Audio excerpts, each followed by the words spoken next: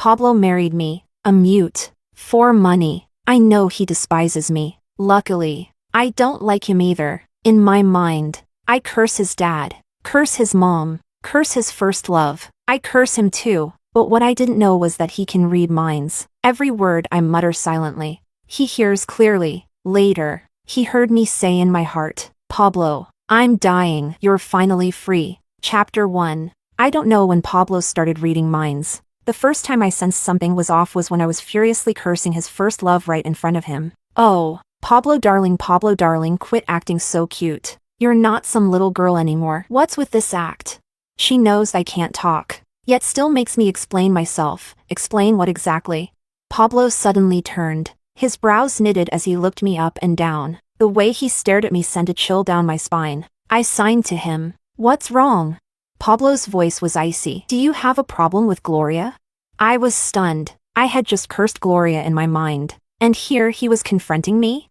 But I could only play dumb, tilting my head and smiling at him with a blank, innocent look. Pablo gave a dismissive scoff and turned back to continue talking to Gloria. His voice was gentle, soft, perfectly warm. I kept my smile on the outside while inside my mind, idiot. Pablo. Chapter 2. When the event ended, Gloria's reluctance to leave Pablo was written all over her face. Pablo's parents were also there tonight. Seeing the two of them cozied up didn't prompt any reaction from them. In fact, Pablo's mom even pulled me aside with a smile. Kelly, let those men handle their business. Let's wait in the car. I smiled and nodded. In my mind, like mother, like son. No wonder a shameless son has a shameless mom. Pablo. I noticed his expression darken, but I thought it was just because I was walking too slowly, and I never would have guessed it was due to him reading my mind. When I waved to him, I tossed in another thought. The idiot's father is just as bad. Pablo. Chapter 3. I waited in the car with his mom for over half an hour. Finally, Pablo and his dad ambled over. He turned to his mom. Celine and I are heading back to our place. What? His mom seemed taken aback and was about to question him when a look from his dad stopped her. She caught on and smiled knowingly. All right, you two go home and sleep. As soon as I got out, their car sped off in a flash. Pablo just stood there, showing no signs of wanting to head home. I looked at him in confusion. Pablo, so it's not just Gloria, you have a problem with my parents too? How could he know every time I curse someone in my head? I looked at Pablo, even more puzzled. But Pablo didn't tell me he could read minds. He only coldly warned, don't give Gloria a hard time. She was heartbroken enough when we broke up. Heartbroken? She cried for about 2 minutes. Then, with a heartfelt look, she told Pablo, even if you marry someone else, I'll always wait for you. On the day I married Pablo, she showed up too, even wearing a wedding dress. She didn't actually come in, though. She just took a picture outside and posted it online, wearing my wedding dress. Standing where you are, doesn't that make me your bride too? That post is still pinned at the top of her profile. To her, it's her deepest love for Pablo. To me, it's the ultimate insult. For that alone, I'd be justified in giving her a hard time. But Pablo came to warn me on her behalf. Inwardly, I let out a cold laugh and boldly let my thoughts spill out. If you're so in love, why don't you have the guts to divorce me? If it weren't to ease my mom's worries, I'd never have married you. With your dumb look, how dare you disdain me for being mute? You may have a mouth, but I've yet to hear you say anything worthwhile. Celine, Pablo snapped, gritting his teeth as he called my name. Startled out of my rant, I looked at him, asking with just my eyes, what is it? Pablo, you called me an idiot? Though everything I said was true, it's mortifying to be caught in the act. Chapter 4. I signed to Pablo. How do you know I insulted you? Pablo, unwilling to reveal his mind-reading ability, he came up with a flimsy excuse. Your face says it all. Apparently, my expression was enough to convey every curse. Puzzled, I touched my face, incredulous that I'd somehow lost all control over my expressions. Then, I plastered on a sincere smile and signed. I didn't insult you. Pablo closed his eyes, clearly frustrated to the point of internal turmoil. Feigning innocence, I turned and walked to the car on my own, but my mood felt as heavy as the endless dark night, where no glimmer of dawn could be seen. The reason Pablo and I married was partly because my mother was gravely ill, and partly because the Fu family's finances had collapsed. I'd always known Pablo married me for money. He despised that I was mute. Fortunately, I didn't like him either. In the year or so we've lived together, every bit of kindness and consideration I've shown has been an act. The doctor said my mom doesn't have much time left. Maybe 3 months, for her final days. I don't want her to worry about anything, even though I despise Pablo. And even though I've wanted a divorce for a long time, I can endure it for my mom's sake. Yet it seems fate has it out for me. I was diagnosed with cancer. The doctor who had been treating my mom was more devastated than I was. Kelly, you're so young. How could this happen? I was heartbroken too, but alongside the sadness, there was a sense of relief. If I die, I can be with my mom again. Maybe that's not so bad. Chapter 5. I stayed at the hospital that night. Late into the evening, I received a call from an unknown number. It was a friend of Pablo's, saying, "Sis-in-law, Pablo's drunk. Could you come pick him up?" Someone nearby hastily reminded him, "You idiot! Sis-in-law is mute. She can't talk. So how can she answer you?" "Oh, right." His voice took on an awkward tone. "Sorry, sis-in-law. If you can come pick him up, could you text me?" I hadn't planned to go, but maybe because my time was running out, long-repressed desires were suddenly surging. I wanted to finalize a divorce with Pablo as soon as possible. He'd probably agree. The divorce cooling-off period is only a month. It's short, but it's time that's precious to me. I want a clean break with Pablo before I die. I don't want to be tied to the Fu family even in death. So, I went to pick Pablo up and bring him home. He was thoroughly drunk, lying obediently on the couch. In the past, I would have gone to the kitchen to make him some sobering soup. Then I'd help him change and guide him to bed. But tonight, I just sat quietly beside him. I waited for him to wake up so I could ask for a divorce right away. Chapter 6. Pablo was pampered from a young age, and after we married, I took care of him quite well. Lying on the couch for just a little while, he started feeling uncomfortable and sat up with a frown. I stared at him intently. My gaze must have been so cold that it snapped him out of his drunken stupor. For a moment, he seemed more sober. "Why are you staring at me like that?" he asked, irritated. I signed to him. "Let's get a divorce." Pablo couldn't understand. In the year we'd lived together, he'd made little effort to understand me. More complex or less common signs, he was clueless about them, because he'd never cared to learn. Inwardly, I sneered. Talking to an idiot is exhausting. "Pablo." I switched to my phone, typing a line and showing it to him. Still a bit drunk, he stared at the words "get a divorce" in confusion. Divorce? Who's divorcing whom?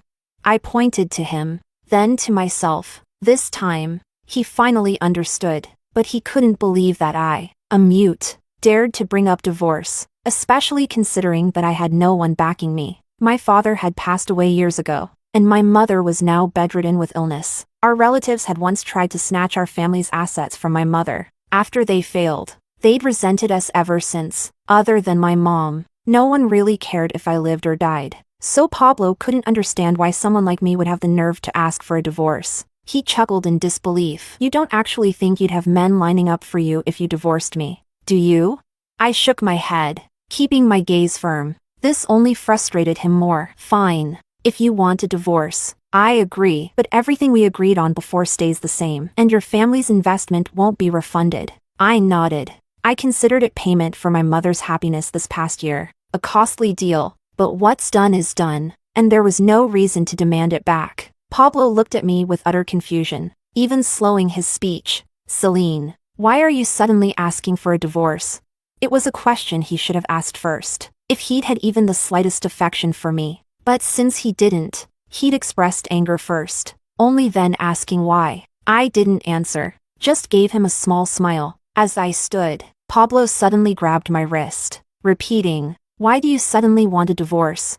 The financial loss was substantial. Without a reason, the sudden demand was baffling. He was probably too used to being adored and couldn't handle being dumped by a mute woman. But if he thought about it, he should be happy. Once we're divorced, he could be with Gloria openly. A wedding, a title, everything Gloria wanted, he could finally give her. How wonderful for him.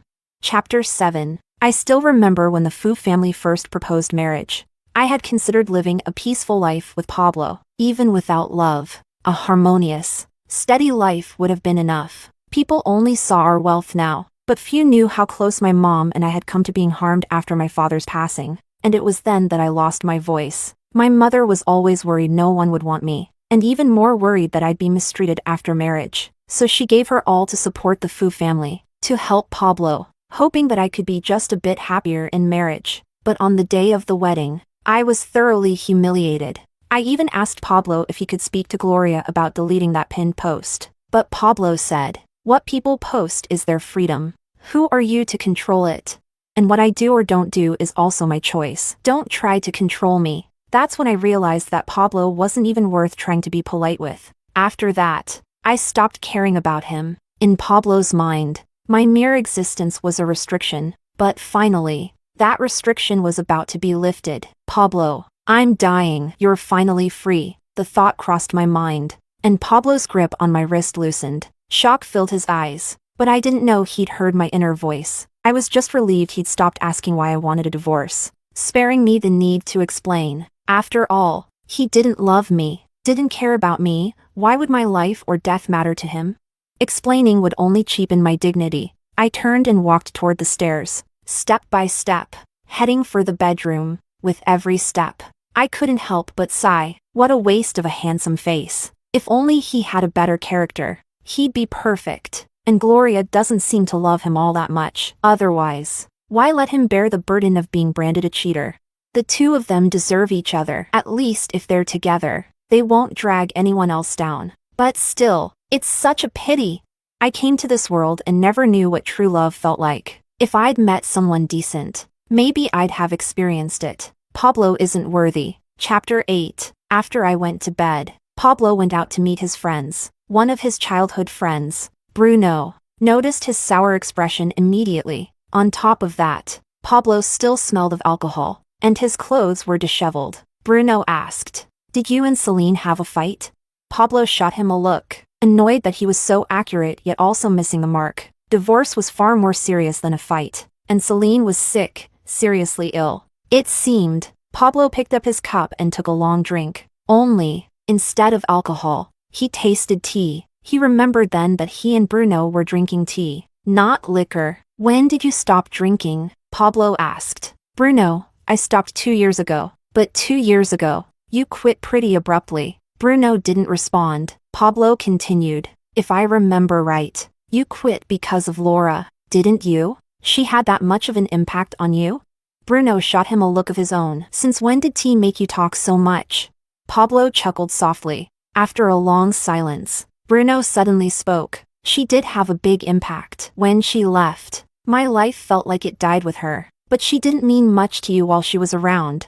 That's why you should cherish people while they're there." You too. Among our group, we ranked ourselves by age. Bruno, the oldest, rarely lectured anyone, especially about relationships. Maybe tonight was different because we were both feeling down, which opened the floodgates. "Pablo, what do you really think about Celine and Gloria?" "I haven't felt anything for Gloria in a long time. I just felt guilty about the breakup since it was so sudden, and I wanted to make up for it a little." "And Celine?" "Celine." Pablo pondered for a long time but couldn't find the words. Bruno guessed. "You're used to her? Grew fond of her over time?"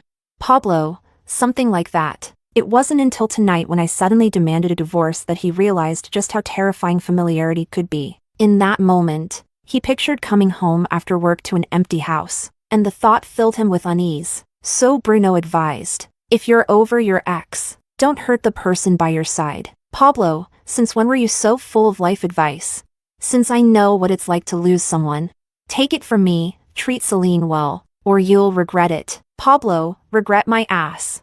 Bruno gave a cold chuckle. "You better hope you keep that attitude." Chapter 09. The next morning, after I got up, I noticed that Pablo wasn't home, so I sent him a message. "Where did you go?"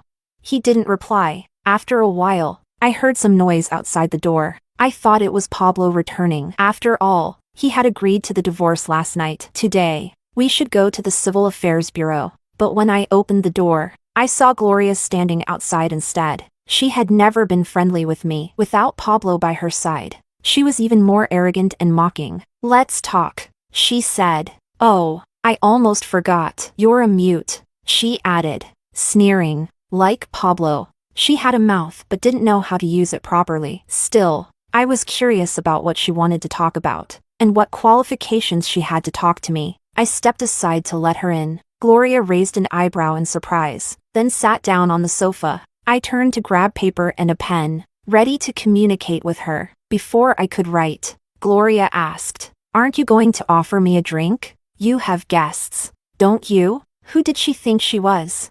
Fortunately, I didn't love Pablo, or she would have been my enemy. I smiled, bowed my head, and wrote, "Let's get straight to the point. Don't waste my time." Gloria scoffed coldly. "What? You think that because you married Pablo, you're set for life? You two will get divorced eventually. It was your Pablo who married me and got a short-lived sense of security." I wrote back, "If it weren't for my family's investment, the Fu family would have gone bankrupt long ago. Though the Fu family had recovered now, they wouldn't dare to kick me out. If I didn't mention the divorce, Pablo would probably continue living with me." Who did Gloria think she was? I looked at her coldly. No words, no threats, just the sharp contrast of our gazes, which said everything. Gloria was enraged. She suddenly stood up. "You only have money, but no matter how rich you are, you're still a mute." I asked Pablo about it. "You've been married for over a year, and he's never touched you. Even if you don't divorce, you'll never have children. Your dad's dead, your mom's dying, and when you die, everything you have will..." Slap! The loud crack of my slap echoed through the room. Gloria fell back onto the sofa, clutching her face, unable to get up for a while. I hit her hard, my palm tingling. She brought up my family? If she wanted Pablo, I could give him to her. But bringing up my parents and talking about whether I live or die was a different matter. She deserved to be slapped.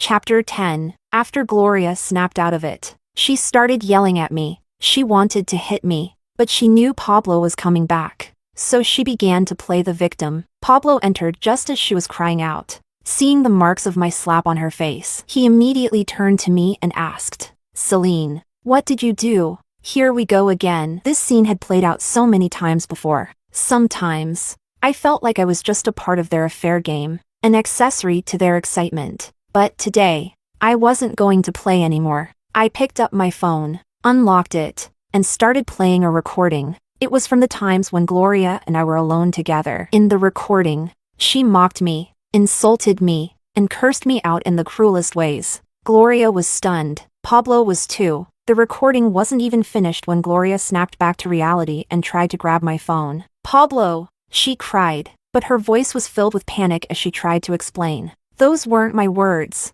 She faked the recording. She's slandering me." Pablo closed his eyes and told her coldly, "Leave, Pablo." She pleaded, "Leave." "I won't say it a third time." Gloria's tears streamed down her face. She was a great actress. If she went into showbiz, she might even win an Oscar. Chapter 11. After Gloria left, Pablo turned to me. Seeing that I was still cold, he spoke softly, "Celine, we need to talk." The same lines as Gloria. Now, I hated it even more. I coldly smiled, grabbed the paper and pen again, and wrote, "There's nothing to talk about except the divorce." Pablo hesitated before speaking again. "This morning, I went to the hospital to visit your mom. After a year of marriage, this was the first time he'd gone to visit her alone, and it only happened after I mentioned the divorce. I didn't feel surprised, just disgusted. You agreed to my conditions. Why did you go see my mom?"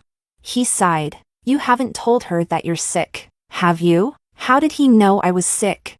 I jumped up, my calmness slipping away. Pablo looked at me seriously, then answered, "I can hear what you think. You don't need to write anymore." I froze. So that's why, when I cursed his father, his mother, and Gloria in my thoughts before, he'd always asked me about it. He had heard every word clearly. "When did you start hearing my thoughts?"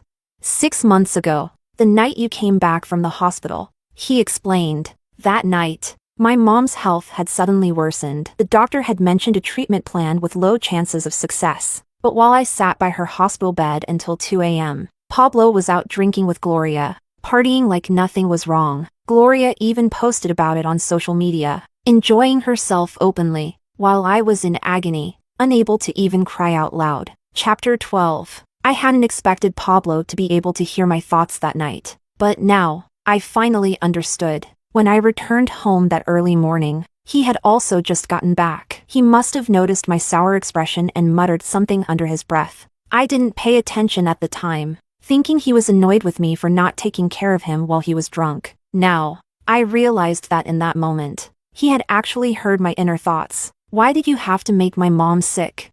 Pablo deserves to be sick, not her. He should die. Pablo was silent for a long moment, then muttered, I always thought you were a petty person. You couldn't stand me being friends with Gloria after we broke up. You secretly cursed her in your heart. I didn't know she cursed you too. She had cursed me a lot, and it had been pretty nasty, but neither she nor Pablo had realized I had recorded every single time. At first, I didn't intend to use the recordings against Gloria. I just wanted to have something in case I needed it later. But Gloria had delivered herself to me on a silver platter. If I didn't use it now, she'd just get more arrogant in the future. I stared coldly at Pablo and asked with my mind, now that you know everything, what are you going to do about it? Pablo pursed his lips, hesitant to speak. He didn't want to talk about Gloria, and I didn't push him. Instead, I asked, when are we going to the Civil Affairs Bureau to file for the divorce? Pablo sighed. Celine, you should focus on getting better. What I do or don't do doesn't concern you. This was something he had said to me a long time ago, and now I returned the words to him. Without waiting for his reaction, I stood up and walked out. Behind me, Pablo called out, Celine, where are you going? None of your business. Fool! Pablo fell silent. Chapter 13. I went to the hospital. The nurse saw me and smiled as she greeted me. Young Master Fu came by this morning. I nodded. She noticed I wasn't surprised and quietly asked, are you two okay now? I shook my head, pulling out my phone to show her a message. We're getting a divorce. The nurse was startled, gripping my hand. Did he suggest it? No, I did. I didn't want Pablo, even though others saw him as handsome and capable. He didn't love me. He didn't care for me, so I didn't want him. The nurse saw the determination in my eyes and immediately understood. She asked softly, what will you do now? Dad was long gone, and Mom was about to leave too. I had a serious illness. Even with lots of money, I couldn't buy a caring person. The nurse seemed more upset than me, her eyes red. I lowered my head, unable to look into her eyes. If I did, I'd cry, but my tears made no sound. Silent pain, like a boomerang, flowed out with the tears and stabbed back into my heart. I knew that feeling well. It hurt so much it made me wish I could just die. Chapter 14. The nurse said that Pablo had a long talk with my mom this morning. After he left, I saw my mom quietly wiping away a tear. The nurse didn't ask further, afraid of making Mom more upset. But I wanted to know. I texted my mom, what did Pablo say to you this morning? What's there to say? Mom smiled brightly. He said your relationship's warming up and to wait for grandchildren. He won't. Why not? Mom lightly rolled her eyes at me. Didn't you always say Pablo was good to you? That was all a lie. To make the story more believable, I even bought myself gifts, pretending they were from Pablo. In Mom's eyes, Pablo was busy, but still good to me. Now, I was about to reveal my lies. Mom, Pablo and I are getting a divorce. Mom wasn't shocked, just a bit surprised. She softly asked, did Pablo bully you? He doesn't love me. I see. Mom reached out and hugged me, her calm facade suddenly crumbling. She choked. You're such a good girl, Kelly. It's his loss that he doesn't love you. You've endured so much for me. Thank you. I shook my head, not feeling the least bit tired. Even though Pablo still clung to Gloria after marriage, I didn't love him, so I wasn't sad or upset, just amused. What hurt the most was not having asked for a divorce sooner, not telling my mom the truth sooner. That way, my mom wouldn't have heard from Pablo that he didn't love me. I imagined how heartbroken she must have been when Pablo said that to her this morning. The treasure she held so dear, discarded so easily. Mom cried, and I cried. But Mom comforted me through her tears. It's okay, Kelly. You're such a good person. You'll meet someone better in the future. And Pablo will regret it. I nodded, smiling, but deep down, I knew Pablo wouldn't regret it, and I wouldn't have a future. Chapter 15. Pablo was probably worried about money, dragging his feet on the divorce. I sent him several messages, but he either said he was busy or didn't respond at all. Finally, I couldn't take it anymore and told his parents about the divorce. They exploded. We've turned a blind eye to the thing with Gloria. But you need to be more careful. You can't let Celine reach her breaking point. If she makes this public, people will sympathize with her because of her single-parent status and her muteness. It will affect your reputation and the company's stock price. You must apologize to Celine immediately, no matter what. You cannot divorce. After scolding Pablo, they turned to me and played the emotional card. They brought gifts to the hospital to show how much they liked me. If Pablo did anything wrong, we'll scold him and make sure he fixes it. Kelly, you can't just get angry and talk about divorce. Saying that only hurts a relationship. Relationship? What relationship do I have with that fool Pablo? Just then, Pablo entered the room and heard my thoughts clearly. He scowled. I looked innocent, silently adding in my mind, super fool. No matter how much I insulted him, only he could hear me. To his parents, I was always the wronged one. Pablo couldn't say anything, so he just called me outside. He said, I can agree to anything except divorce. Would you agree if I kept a man outside? Celine, just divorce me now. At least let me have peace before I die. Do you really hate me that much? I didn't expect him to ask that, but his expression was serious. He said, Celine, let's try again, okay? Chapter 16. I suspected Pablo had been driven crazy by his parents. How else could he say such ridiculous things? Had we even started? If not, how could we try again? I replied seriously, word by word, Pablo, I've never liked you. Even from the beginning, I just wanted to live a good life. It had nothing to do with love. While I still want a peaceful separation, let's go get the divorce papers. If this drags on, I'll sue for divorce, no matter how ugly it got. I wouldn't be the only one embarrassed. Pablo scoffed, biting his teeth. Celine, I really underestimated you. Flattery. As Pablo got angrier, the nurse suddenly ran in, urgently calling me. Kelly! I looked up, meeting her anxious gaze, and an uneasy feeling settled in my heart. The nurse urged me to return to the ward quickly. Your mom, it's bad. She's asking for you. I felt like thunder had struck, buzzing in my ears. Luckily, the nurse supported me and helped me get back to the room quickly. Doctors and nurses had gathered in a circle, looking grim. Pablo's parents were also there, looking worried. His mom tried to comfort me. Kelly, don't worry. We're getting the best doctor. Your mom will be fine. She won't be fine. We were rich enough to afford any medicine, to hire the best doctors. But some things can't be bought. After a series of tests, the doctor turned back and shook his head helplessly. At that moment, I felt my heart break. As the doctors and nurses dispersed, I saw my mom reaching out for me. I instinctively walked up, trembling as I took her hand. Kelly, Mom's voice was faint. Mom is leaving. Don't cry. I wanted to obey her, to let her go in peace, but my tears flowed uncontrollably. Mom lifted her other hand to wipe my tears, but it was too weak, and it fell again. Kelly, don't cry. I nodded furiously, opening my mouth to speak. I remembered that when I was a child, I could make sounds. If I could call out to her now, would it reduce some of the regret?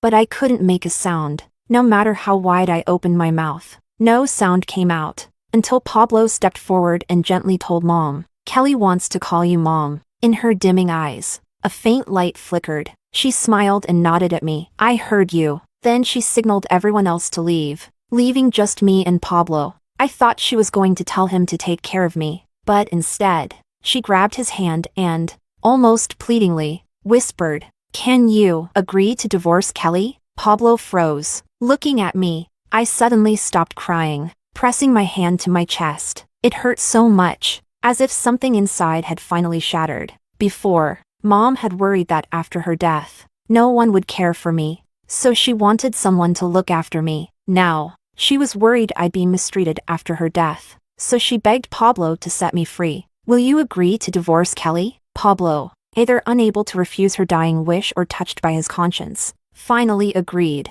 Mom let out a relieved sigh, patting my head. Kelly, be yourself, and be happy, okay? Mom is going to find Dad now. You come later. Be our daughter in the next life, okay? Kelly. In the last moment, I held her in my arms. She passed away in my arms. I held her hand, feeling her life slip away. Mom, I may not be obedient this last time. I'm coming to find you and Dad soon. Chapter 17. When I woke up, I found myself in the hospital room. Pablo was sitting by my bed. I didn't know how much time had passed, but a stubble had already appeared on his chin. Seeing me stir under the covers, Pablo quickly said, "I've already made arrangements for your mom's funeral. Don't worry. Leave." The one sharp word left Pablo stunned. He suppressed his temper, saying, "Celine, I promised your mom I'd divorce you. Can you at least stop hating me so much?" "I can't stop hating you unless you die." Pablo,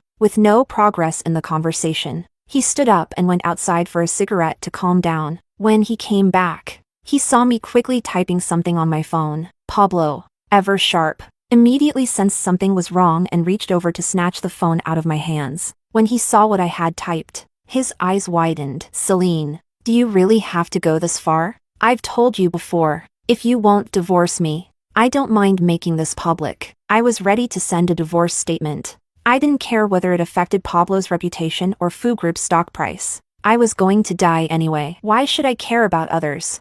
Pablo stared at me for a long time, seeing no sign of retreat. Finally, he sighed in resignation. "Celine, I've already promised your mom I'll divorce you. Don't mention my mom.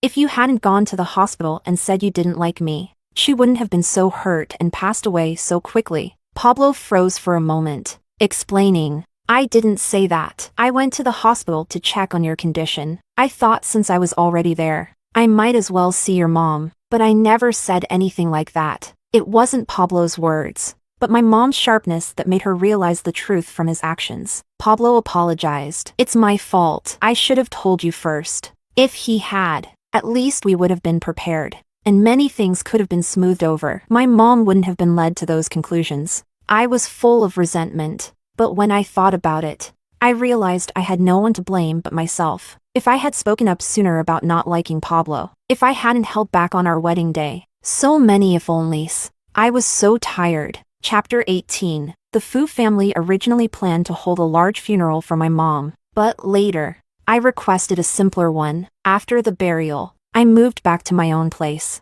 Gossip media followed Pablo around, and several times they caught him downstairs at my apartment, but he never came inside. Naturally, rumors spread that our two families had fallen out and that Pablo and I were about to divorce. This news led to a drop in Food Group's stock price. Pablo's parents came to see me, hoping I would move back in. "Celine, you need to think about us too. To be honest, Pablo hasn't done anything wrong to you. If our family falls apart, what good does it do you? Why make such a scene?" "It's..." "Mom." Pablo hurried over and interrupted his mother's words. "You two go back." His parents were not pleased, standing stiffly with cold expressions. Pablo turned back to glance at me. He saw me sitting there, motionless. There was no sound in my heart either. Suddenly, he seemed to grow anxious. He stepped forward and asked, "Celine, would you like to go for a walk with me?" Since moving back, I hadn't left the house for more than half a month. In this large house,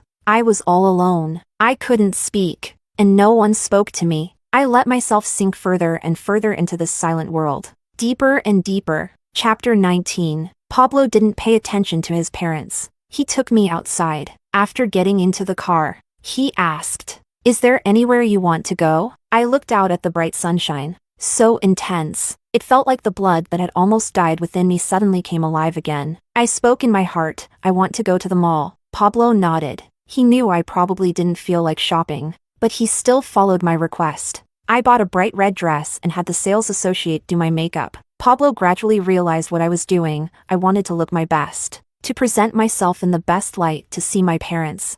When we arrived at the cemetery, the sunset was perfect. The vibrant twilight cast a golden hue over the tombstones. I stood in front of the grave, holding the hem of my dress, and twirled gently. At the same time, I asked in my heart, "Mom, Dad, do I look good today? Does it remind you of the time when I was little, and you were both still here, and I wore a red dress? If I come to see you like this, will you recognize me?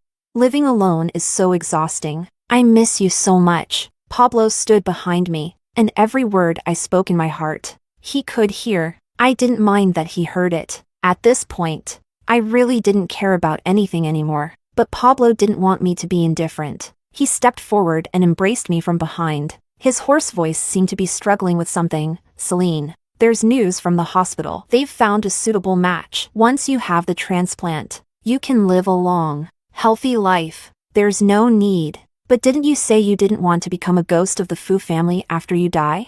I've arranged for the surgery to be a month from now. We'll go to the Civil Affairs Bureau to finalize the divorce first. Then you can have the surgery. When you wake up, you'll have the divorce certificate in hand. That offer was tempting. At least, before my mom died, I would have agreed without hesitation. But now, I didn't want to continue living at all. The physical pain was something I could endure, but the pain in my heart seemed like it would swallow everything. Pablo, I'm tired. Then, please, will you agree to the surgery? I shook my head. Suddenly, cold liquid dripped onto my neck. And then Pablo's voice became even hoarser. Your parents would want you to live well. Do it for them, not for me, okay? We can go to the Civil Affairs Bureau first. Then you can go into the operating room. Celine, okay. Chapter 20. The day we went to get the divorce certificate. Pablo looked in a good mood. He wore a brand new suit, with his shirt collar perfectly stiff. He looked down at the little book in his hand,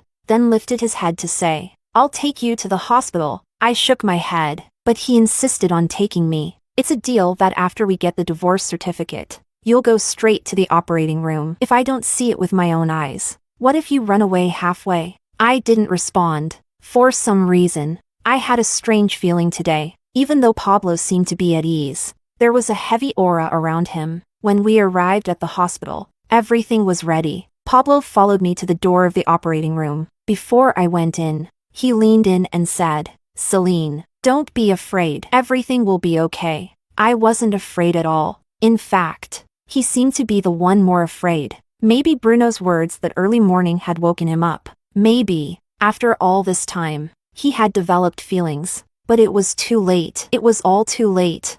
The surgery was a success. Before I was discharged, a lawyer from Fu Group came to see me and asked me to sign some papers. It was the compensation Pablo had voluntarily offered after our divorce. When converted, it was almost half of the money my family had originally invested. The lawyer said it was the biggest compensation Pablo could offer within his means. Pablo didn't show up. For a long time after, he neither appeared in front of me nor in the public eye. Even Pablo's parents became much more low-key. When the gossip media directly asked about Pablo, they avoided the topic. I transferred all the family assets into an account balance. Then, I left. The weather that day was terrible, with rain falling non-stop. I stood by the glass wall at the airport, watching the rain fall outside. Suddenly, I saw a familiar figure in the reflection. But when I turned to look, the crowd passing by was made up of strangers. They hurried along, all chasing after a better life. None of them had time to look back at the road they had come. Chapter 21. 2 years later, during the Chinese New Year, Pablo, who hadn't been seen for a long time, posted an update on his social media, Happy New Year. The accompanying photo showed an airport background. But in the photo, there was no one else except the reflection in the glass. It seemed like no one knew who he was wishing a Happy New Year. And yet, it seemed like everyone knew. The post received many likes, but no comments. After Pablo posted the update, he was about to put down his phone when suddenly, a strange call came in. The number was from abroad. When he answered, there was a long silence on the other end. Then, a voice finally came through. Soft and sweet like the sound of heaven, Happy New Year. It wasn't a voice in his head, it was a real, clear voice. Pablo didn't respond, and the call ended soon after. But that day became the happiest New Year of Pablo's life. She said, Happy New Year, Celine. May you be happy too.